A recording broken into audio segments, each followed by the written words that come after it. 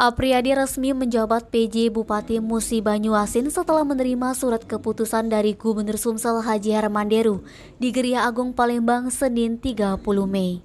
Gubernur Sumsel Haji Harmanderu menyampaikan 3 pesan yang harus diselesaikan segera oleh Apriyadi.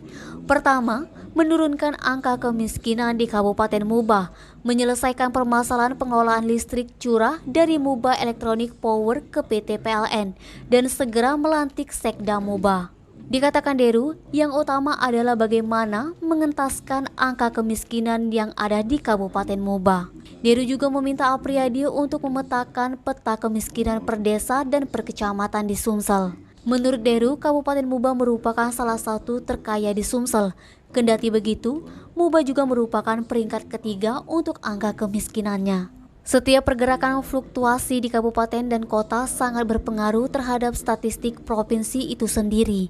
Selain itu, Deru juga mengimbau kepada Apriyadi agar membelanjakan anggaran pendapatan dan belanja daerah tepat sasaran.